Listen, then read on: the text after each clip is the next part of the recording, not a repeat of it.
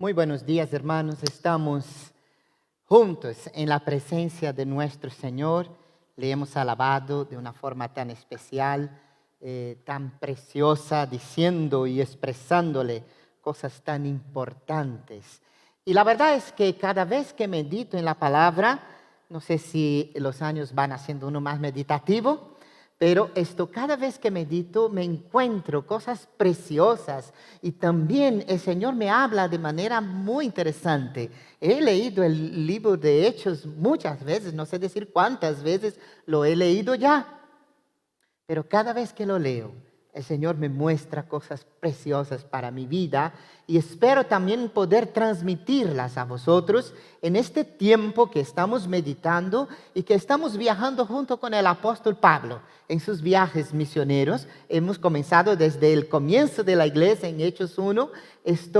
Ahora estamos ya en su segundo viaje misionero y hoy, sobre todo el capítulo 16, a partir del verso 11, es verdaderamente el tema que vamos a tratar. Precioso, una historia preciosa que quisiera que pudierais prestar atención, pero también buscar en ella y en el Señor qué es lo que Él quiere decirte ahora. Porque Dios reina, como hemos dicho, porque Él vive, porque sus milagros siguen siendo reales y porque Dios nunca deja a aquellos que le buscan. Así que Hechos capítulo 16, versículos 11 a 15 primeramente, dice así: zarpando pues de Troas, vinimos con rumbo directo a Samatrocia y el día siguiente a Neápolis y de allí Filipos, que es la primera ciudad de la provincia de Macedonia y una colonia. Y estuvimos en aquella ciudad algunos días y un día de reposo salimos fuera de la puerta junto al río donde solía hacerse la oración y sentándonos hablamos a las mujeres que se habían reunido. Entonces una mujer llamada Lidia, vendedora de púrpura de la ciudad de Tiatira, que adoraba a Dios, estaba oyendo y el Señor abrió el corazón de ella para que estuviese atenta a lo que Pablo decía. Y cuando fue bautizada y su familia nos rogó diciendo: si habéis juzgado que yo sea fiel al Señor, entrad en mi casa y posad. Y nos obligó, dice el apóstol Pablo, a quedarnos. En el principio de este viaje, a juzgar por el relato en el capítulo 16, es muy probable, primeramente como una información, que el mismo Lucas se hubiera incorporado a este equipo de Pablo en su segundo viaje. Este médico y escritor se unió al equipo de Pablo que, navegando de Samotracia, nombres muy raros, llegaron a Neápolis, puerto de la ciudad de Filipos. Hay algo muy interesante también a considerar en esta ciudad, y es que en el arco principal de entrada de Filipos se hallaba una prohibición en contra de traer una religión desconocida. De ahí se explica que hubiera tan pocos judíos y no había sinagoga en aquel lugar, porque al menos tenía que haber 10 judíos, hombres, varones, para tener una sinagoga. No había ni 10. Y de ahí también que esta reunión de oración, no olvidéis de nuestra reunión de oración en esta tarde, de buscar al Señor en conjunto, porque Dios se mueve en el medio de un pueblo humilde que ora. Se llevaba fuera de la ciudad, del otro lado del río. Después de seguir la dirección del Espíritu Santo hacia Macedonia, Pablo tuvo su primer acercamiento con un grupo de mujeres. Y es interesante la palabra de Dios y a veces lo sordo que somos y cómo la sociedad a veces escucha lo que quiere. Porque eso demuestra, y quisiera reflexionar en este pensamiento, Pablo nunca permitió que ataduras de género ni cultura le impidieran predicar el evangelio a todo ser humano. Porque como escuchábamos en la escuela dominical en esta mañana, Dios creó a su imagen, varón y hembra. Y toda otra diferencia de valor en el ser humano lo has hecho tú y yo, la sociedad y el mundo, por su pecado y lejanía de Dios. Predicando a esas mujeres, había una comerciante aquí, influyente, llamada Lidia, que creyó. Esto abrió las puertas del ministerio en la región donde estaban ahora los siervos de Dios, Filipos. Lucas destacaba aquí las historias de 3 personajes en esta ciudad. Primero, Lidia, esta comerciante influyente. Segundo, la muchacha esclavizada por posesión demoníaca. Y tercero, el carcelero. Qué interesante. El Evangelio impactó y sigue impactando en todos los estratos sociales, como lo hace también hoy. Y el primer punto que yo quisiera quizás que reflexionáramos juntos en esta mañana es el siguiente: el buscador de Dios, el verdadero buscador de Dios, siempre le encuentra. Dios nunca se esconde, siempre se ha revelado a la humanidad y todo aquel que le busca de verdad lo encontrará. Lidia era un nombre muy común entre los griegos y los romanos. Ella vendía púrpura procedente de la ciudad natal de Tiatira, en la frontera entre Lidia y Frigia. Esta mujer parece que estaba en buenas circunstancias económicas, pues tenía en Filipos un establecimiento suficientemente grande, incluso para acomodar al grupo misionero que estaba allí reunido, y recibía sus mercaderías desde su ciudad natal. Pero lo que me llama de esta mujer es que era una mujer que temía a Dios. Y dice el texto y la califica como adoradora. Acabamos de adorar al Señor. ¿Qué significa realmente ser un adorador de Dios? Alguien decía que ella era una prosélita de la fe judaica. Era una mujer con un corazón sincero y buscaba a Dios, aunque todavía no conocía mucho sobre la salvación y sobre la relación personal que podía tener con Dios. Cuando pienso en esta realidad de Lidia, esta buscadora que sale de su casa y va al otro lado del río, allí en Filipos, a un lugar apartado fuera de la ciudad para reunirse en una reunión de oración, podemos ver que en ella había una sed de conocer a Dios de verdad y de poder tener un encuentro profundo con Él. Y me acuerda entonces cuando el Señor nos habla en Amós capítulo 5 versículo 4 a través del profeta, cuando nos dice así: porque así dice Yahvé a la casa de Israel: buscadme y viviréis. Buscadme y viviréis. Dios nunca deja de contestar a aquellos que le buscan de verdad. Si eres un buscador del Señor, lo encontrarás. Y no te desanimes, sino busca. Búscale y vivirás. Así dice el texto. Entonces una mujer llamada Lidia, vendedora de púrpura de la ciudad de Tiatira, que adoraba a Dios, estaba oyendo, y el Señor abrió el corazón de ella para que estuviese atenta a lo que Pablo decía.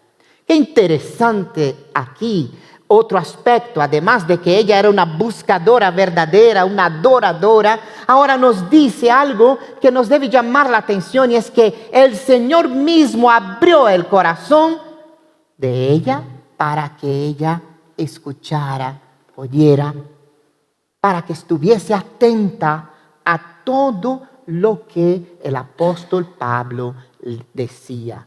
Eso entonces demuestra, y una frase que quisiera que pudierais pensar, es que la inclinación del corazón hacia la verdad no se origina en la voluntad del ser humano. La primera disposición de inclinarse hacia el Evangelio es una obra de la gracia divina. Y la verdad está en que el Señor dice: vosotros me amáis porque yo os he amado primero. No hay ningún mérito. Todo aquel que busca a Dios de alguna forma ha sido tocado por su gracia para buscarle. Nadie se salva por sí mismo, nadie tiene medallas en la salvación, con excepción de aquel que nos salvó, que es nuestro Señor Jesucristo, y a Él sea toda la gloria y toda la honra. Notemos la importancia aquí del vocábulo estar atento, o estar atenta en el caso de Lidia, a la verdad. Aquella especie de atención que consiste en tener toda la mente absorta en ella para compenetrarse de ella y entender su vital carácter salvador. ¿Cómo buscas tú a Dios? Hay personas que buscan a Dios de forma muy práctica y pragmática, diría yo, hasta queriendo utilizar al Señor. Me duele algo, corro para Dios. Necesito de algo, le voy a gritar a Dios. Tengo que vencer algo, le clamo a Él. Eso no significa buscar a Dios. Eso es buscar en una necesidad muy precisa. Pero buscar a Dios nace de un corazón anhelante de conocerle y poner la atención a tal punto de poder entender la verdad, aun a pesar de todos los disturbios que uno pueda tener y barreras que uno pueda enfrentar. Lidia buscaba aquí al Señor con todo su corazón. Y eso me acuerda lo que Dios dijo a través del profeta Jeremías, capítulo 29, versículos 12 a 13, cuando dice: entonces me invocaréis y vendréis y oraréis a mí y yo os oiré y me buscaréis y hallaréis, porque me buscaréis de todo vuestro corazón. El que busca de todo vuestro corazón, el que busca de todo su corazón, se encuentra con el Mesías. Quizás recordando hasta los del camino de Emaús, que estaban allí cuestionando: ¿y qué va a pasar ahora? ¿Y cómo va a ser? ¿Y qué nos ha dicho? El tercer día no ha ocurrido esto aún, su resurrección. Estamos aquí, ¿dónde está? Y de repente el Señor está al lado de ellos, caminando con ellos, y de repente, cuando el Señor desaparece, en su mismo corazón ardía por la presencia del Señor. Cuando alguien busca al Señor de todo corazón, comprende, y su mente es iluminada y abierta para el Evangelio. Así fue con Lidia. Por eso ella y toda su familia se bautizan en aquel día, en aquel pequeño río, porque no es muy grande el río allí en Filipos. Se bautizan entregando su vida al Señor. Registrado es el primer bautismo en suelo europeo. Agradecida, dice la palabra, que Lidia va a decir a aquellos misioneros, Pablo, Silas, posiblemente Lucas: si habéis juzgado que yo sea fiel al Señor por la fe en Él que habéis reconocido por mí, por el bautismo, quedaros hospedados en mi casa. Y literalmente el texto dijo que Lidia les obligó. Parece que no había un deseo en principio de molestarla o de entrar en su casa, pero fue tanta su deseo y su agradecimiento que les obligó a quedar hospedados en su casa. Este corazón estaba lleno de gratitud y de alegría porque había encontrado lo que siempre había buscado. Dios tiene hijos por todas las partes que le buscan, y todo el que le busca le encuentra. Él ya sabía de antemano y había considerado la vida de Lidia y de su clamor en encontrar al Señor. Es interesante, titulé esta meditación de hoy, los planes de Dios, porque Dios lo mueve a los discípulos o a los apóstoles ahora que estaban predicando, esto los mueve de sus mismos planes, de en vez de ir al norte, venir a occidente. Y estoy seguro que al igual que Jesús consideró la vida de la mujer samaritana, Dios también consideraba ahora la vida de esta mujer y de algunos más que veremos aquí, y algunos que ni siquiera nos relatan la palabra, la vida de Lidia que le buscaba con un corazón sincero. Te animo a que busque a Dios, y si lo buscas, no hay duda que lo encontrarás. Isaías nos dice en el capítulo 55, versículos 6 a 7, buscad a Yahvé mientras pueda ser hallado, llamadle en tanto que está cercano.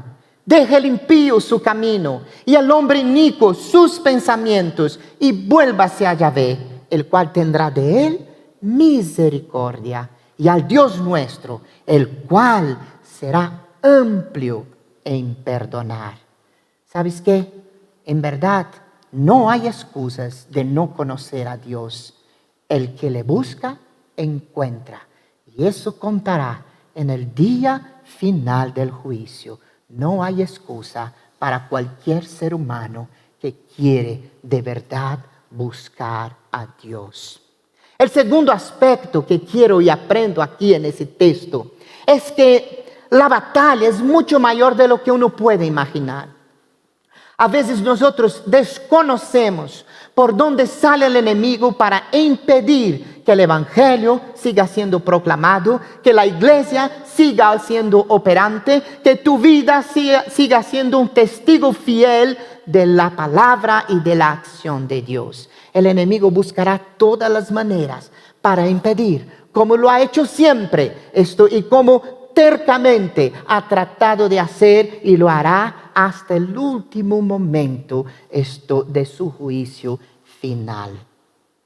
La batalla es más grande de lo que piensa, y el texto nos dice lo siguiente, versículos del 16 al 24 del capítulo 16. Aconteció que mientras íbamos a la oración, nos salió al encuentro una muchacha que tenía un espíritu de adivinación, la cual daba gran ganancia a sus amos adivinando. Esta, siguiendo a Pablo y a nosotros, daba voces, diciendo: estos hombres son siervos del Dios Altísimo, quienes os anuncian el camino de salvación.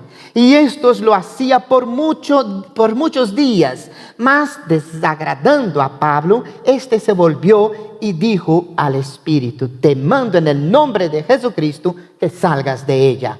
Y salió en aquella misma hora. Pero viendo sus amos que había salido la esperanza de su ganancia, prendieron a Pablo y a Silas y los trajeron al foro ante las autoridades, y presentándolos a los magistrados dijeron: estos hombres, siendo judíos, alborotan nuestra ciudad y enseñan costumbres que no nos es lícito recibir ni hacer, pues somos romanos. Y se agolpó el pueblo contra ellos, y los magistrados, rasgándoles las ropas, lo ordenaron azotarles con varas, y después de haberles azotado mucho, los echaron en la cárcel, mandando al carcelero que los guardase con seguridad, el cual, recibido este mandato, los metió en el calabozo de más adentro y les aseguró los pies en el cepo. Una muchacha, una joven, una mujer joven aquí, doblemente esclavizada, esclava como condición social, pero también esclava espiritualmente. Estaba poseída de un espíritu maligno. Y yo quisiera recalcar algo que muchas veces nos olvidamos. Los espíritus malignos no son una invención de un pueblo inculto.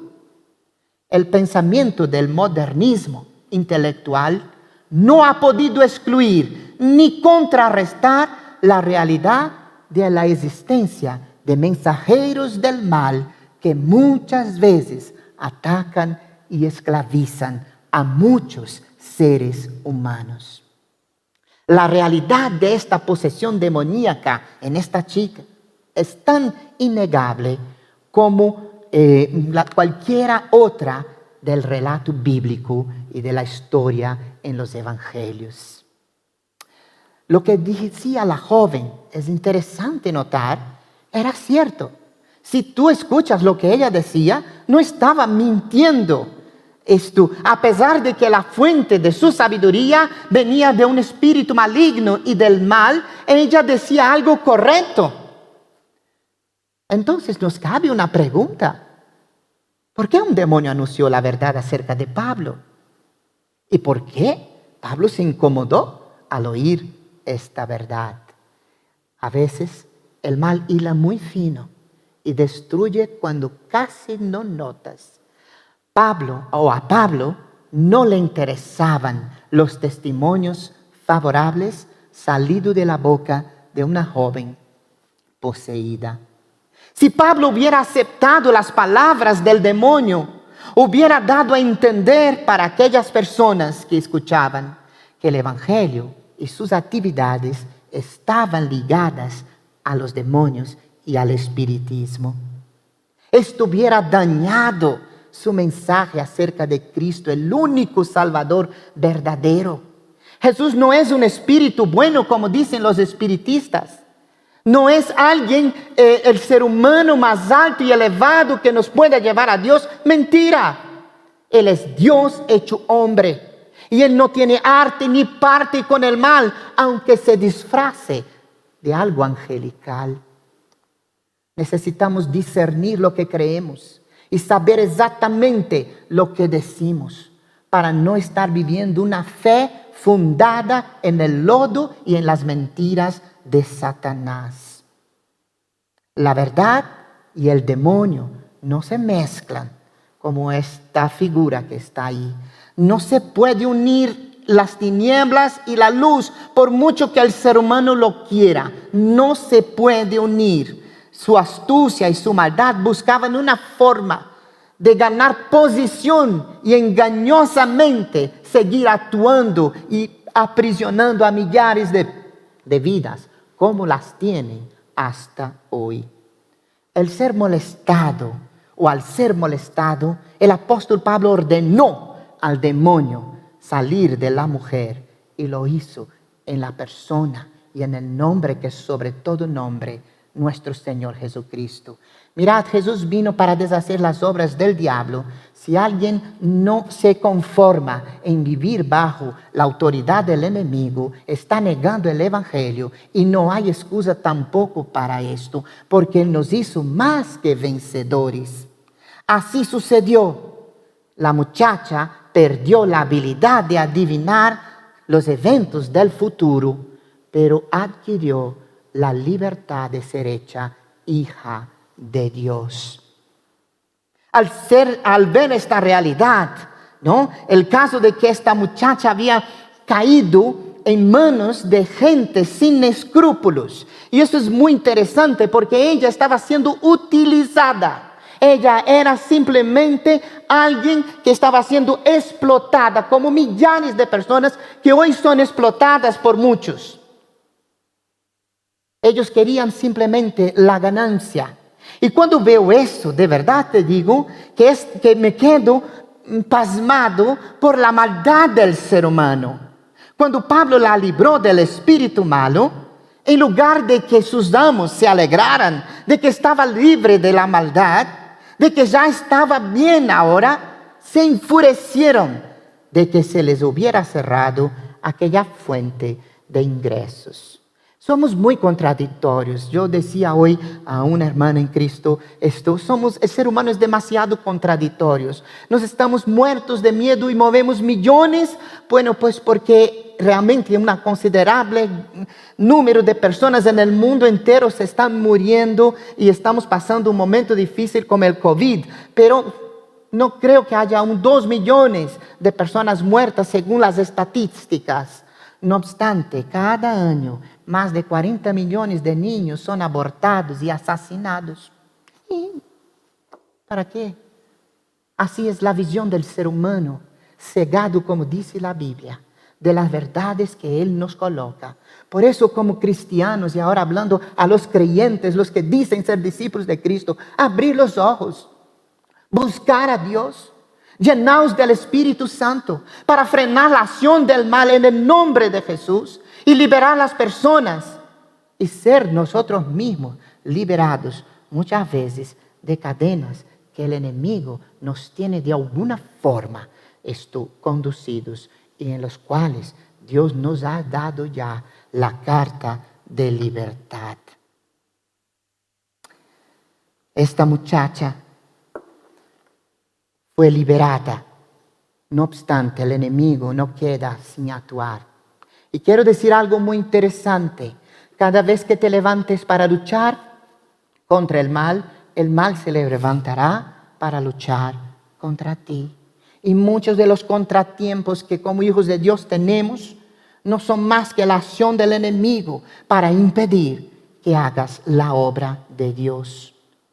La maldad del ser humano perdido y sin Dios es verdaderamente vergonzosa, inmunda.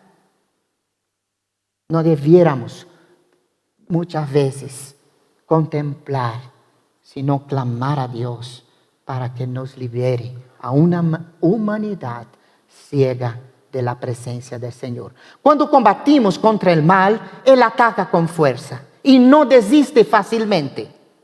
Fue lo que hizo aquí.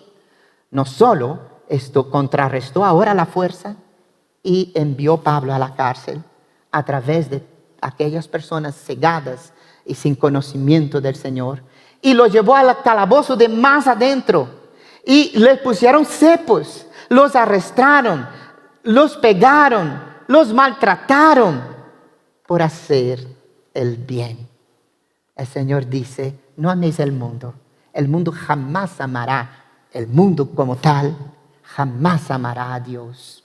Dios ha amado a todo ser humano, pero el pensamiento de este mundo lucha cada día a pasos largos contra la verdad divina.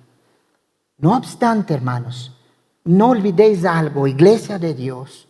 Para eso hemos sido llamados, para luchar contra el mal y sus ataques en nuestra vida, en la vida de todos aquellos que le necesitan. Dios no te ha llamado para vivir aquí la gran vida.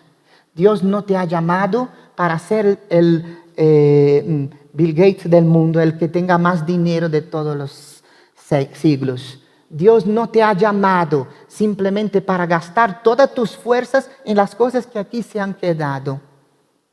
Como hijo, como hija, Dios nos ha llamado para entrar en las filas del ejército y de frente luchar contra el mal.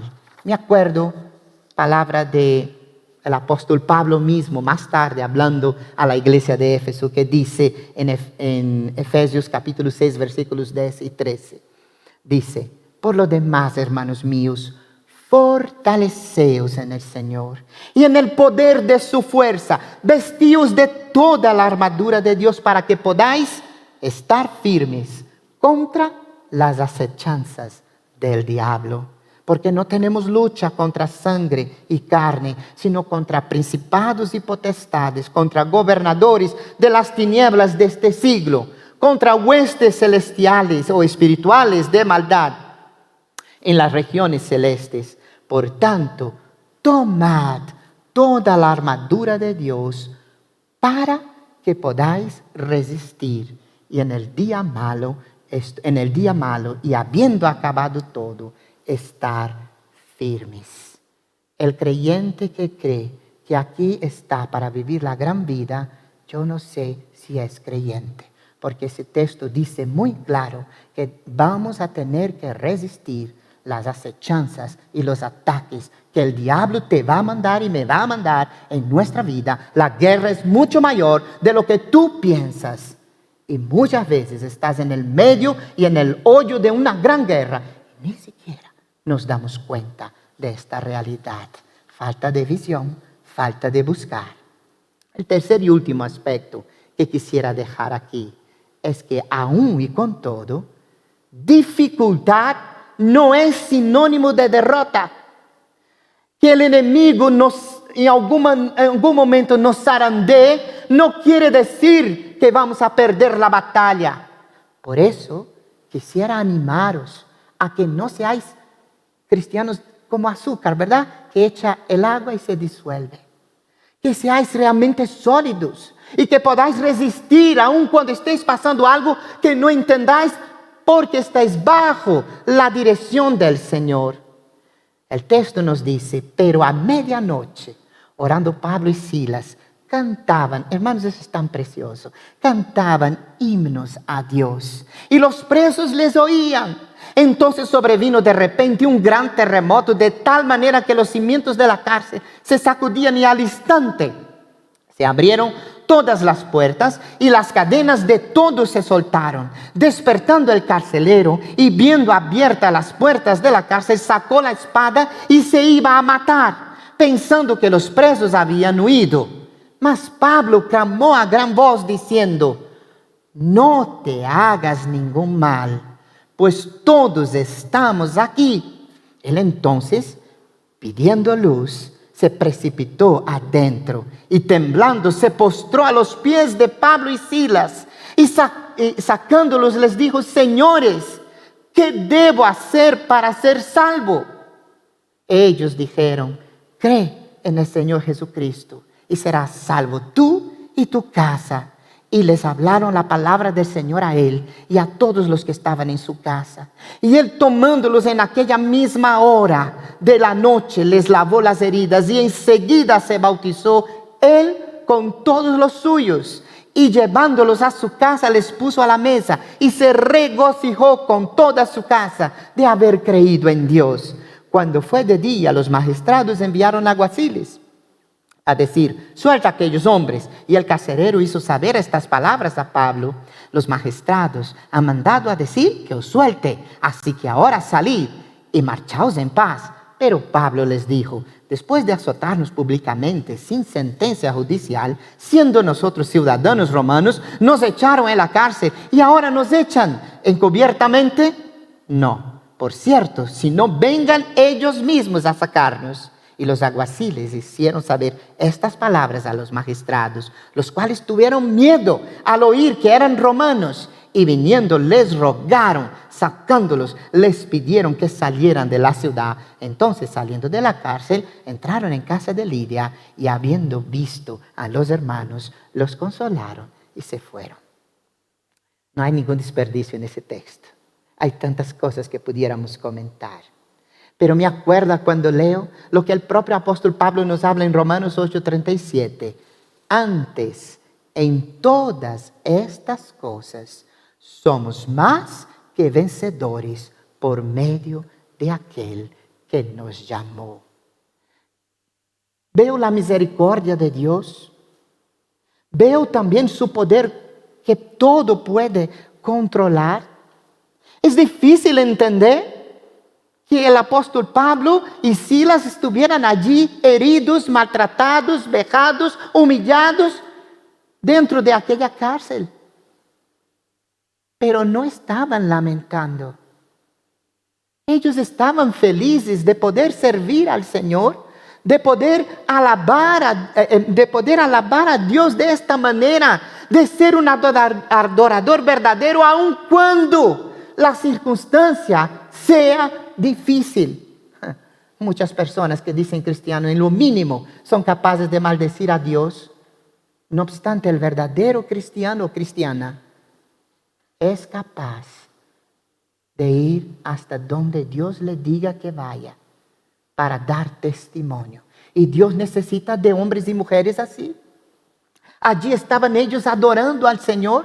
Ahora, algo que me llama la atención aquí, hermanos, es que mientras cantaban, dice que los mismos presos oían.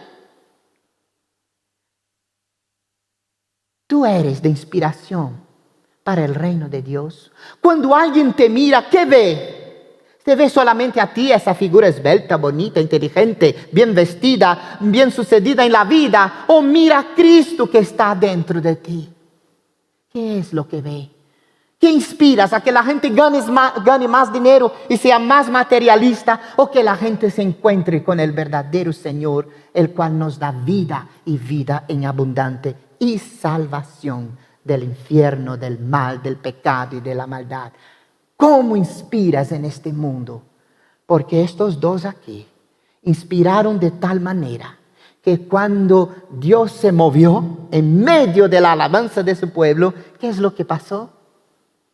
El propio carcelero se arrodilla y no pregunta otra cosa. Se iba a matar, hermanos, porque sabía lo que realmente era, lo que pesaba sobre él si los presos no estuvieran. Se iba a suicidar. No es cualquiera que tiene fuerza para hacer esto, porque no encontraba salida. Pero cuando escuchó a Pablo, lo primero que hizo fue arrodillarse y decir esta frase que resuena en mis oídos cuando leía ese texto una y otra vez: ¿qué tengo que hacer para ser salvo? La inspiración de Pablo y de Silas fue tan grande y tan poderosa por la gloria de Dios que se manifestaba. Y queda aquí claro lo que el Señor dice en Isaías: para mi gloria os he creado. ¿Cuál es la gloria que reflejas tú? ¿Cuál es la gloria que estás reflejando cuando sirve a Dios? Desde a tocar un instrumento, como a limpiar la iglesia, como a servirlo en el trabajo, como en el estudio o donde Dios te ponga. Aunque heridos y azotados, humillados y vejados, la actitud de estos hombres era de adoración y alabanza. Alabar a Dios de verdad desata una tremenda manifestación de Dios, de su Espíritu Santo, porque Dios mora en la alabanza de su pueblo. Mirad, hermanos, nadie puede privar ni impedir que Dios obre. Y quiero decir algo: en los planes que Dios tenga a tu vida, puedes que Dios te ha dicho muchas cosas. No te rindas en la primer dificultad, porque nadie podrá privar lo que Dios tiene para tu vida. Nadie va a impedir de hacer lo que Dios quiere hacer en tu vida. El único que puede impedir eres tú mismo, si no crees, si bajas la guardia, si te sientes derrotado y renuncias a luchar. El carcelero se quedó impresionado, tocado por el poder de Dios manifestado, y su solo deseo fue ser salvado por el Dios verdadero. La respuesta también resuena en mis oídos: creer en el Señor Jesucristo. El autor de Hebreos nos va a decir: sin fe es imposible agradar a Dios. La respuesta del apóstol Pablo fue esta: cree en el Señor Jesucristo. Y ellos predicaron, dice el texto, la palabra, y todos los de la casa del carcelero se convirtieron. Qué interesante cómo Dios da la vuelta a las cosas, cómo Dios cambia a veces las dificultades. No debiéramos nunca asustarnos por los Goliat que se levantan delante de nosotros, por los Goliat que muchas veces vienen para destruirnos. No debiéramos nunca temer, por muy grande que sea la montaña, si Dios es por nosotros. En todo momento, en toda circunstancia, para nosotros como creyentes, es tiempo de brillar como hijos de nuestro Dios, como salvados por Cristo. Mirad, si Pablo y Silas solo hubieran quedado como muchos cristianos quedan, en las quejas y en los lamentos, su dolor físico, su fragilidad moral, su espiritual, nunca habrían visto el poder de Dios. Y me atrevo a decir que muchos creyentes no lo ven exactamente por eso, porque en vez de adorar, se lamentan. En vez de adorar, solo ven lo malo. En vez de adorar, solo ven así y lo fragilado que puede ser, olvidándose de que nadie pagó mayor precio por ti que Jesucristo cuando murió en aquella cruz. Quisiera concluir Y tengo una foto, porque en estas cosas de la vida puedo decir que estuve allí. Yo he pisado en este lugar, en la cárcel donde el apóstol Pablo estuvo. Y es ahí, estas son las ruinas en Filipos, ¿cierto? Allí pone exactamente esto. Y allá donde está aquella palo ahí, como una columna, allá en el fondo, esta era la prisión de más al fondo. Y cuando mis pies pisaron en este lugar, la emoción, no solo yo, había muchos hermanos allí, la emoción nos embargó. Realmente es algo increíble, porque no es un cuento de hadas, sino es algo constatable a lo largo del tiempo y en la historia. Este hombre, el apóstol Pablo, era un hombre. Silas era un ser humano. No obstante, ellos habían abrazado la fe, no como una religión, pero como la verdadera familia de Dios, como hijos del Dios Altísimo, que tenían poder y autoridad, pero también tenían el valor de sufrir aún la muerte si fuera necesario por amor de Jesús. La visión y la realidad de estos hombres eran totalmente diferentes de la comodidad en que vive la iglesia occidental en donde nos encontramos. Nos hemos vuelto demasiado cómodos. Movemos muy pocas cosas y nos desmayamos en el primer obstáculo que encontramos. No sé lo que el Señor tendrá que hacer para despertarnos, pero lo cierto es que debiéramos imitar al apóstol Pablo. Dios siempre bendice, hermanos, aún en los momentos más duros de la vida en esta tierra. Y yo quisiera terminar con un texto muy conocido de Romanos 8:28, que para mí, después de meditar en esta palabra, toma muchísimo más sentido. Todos conocemos cuando dice, y sabemos que a los que aman a Dios, todas las cosas le ayudan a bien. Esto es, a los que conforme a su propósito son llamados. La primera cosa que quisiera dejar como cierre de nuestra meditación en esta mañana es que Dios es soberano en todas las cosas. Y los que le aman, entiendas o no, todas las cosas son para. Creo que la pila se va acabando, ¿no? Perdona. Es una cuestión de fe. Todas las cosas contribuyen para el bien de aquellos que le aman. Pero también es una cuestión de finalidad. Todo creyente en esta vida, todo ser, hijo de Dios o hija de Dios que está en esta vida, tiene una misión y un propósito. Si es hijo o si es hija, tiene un propósito. Debes buscar el propósito de Dios para tu vida, para que no la malgastes y vivas aquí 100 años y no tengas el gozo de decir, Señor, al menos una vida, tú has usado mi instrumentalidad, mi vida, para que conozca y salga del reino de las tinieblas hacia la luz. ¿Cuántas personas han conocido a Dios por ti? ¿A través de ti? ¿Cuántos vinieron a Cristo a través de tu vida? Es increíble, hermanos.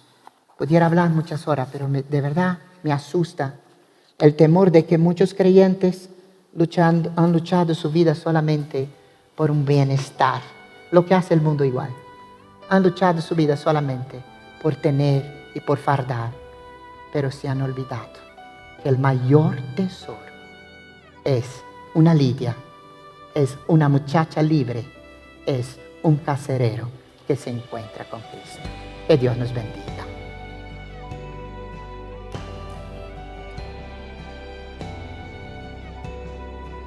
Amén, hermanos. Y mientras finalizaba esta predicación me venía a la mente unos versículos y unas preguntas. dónde estamos puestos. ¿Estamos realmente en los planes de Dios, en nuestros planes, incluso los planes del diablo?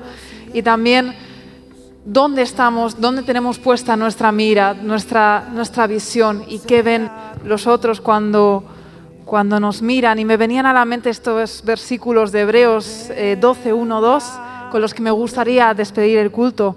Dice así: por tanto, nosotros también, teniendo en derredor nuestro tan grande nube de testigos, despojémonos de todo peso y del pecado que nos asedia y corramos con paciencia la carrera que tenemos delante, puesto los ojos en Jesús, el autor y consumador de la fe, el cual por el gozo puesto delante de él sufrió la cruz, menospreciando el oprobio, y se sentó a la diestra del trono de Dios. Que Dios os bendiga mucho y que tengáis una feliz semana. Mas líbranos el mal, porque tuyo es el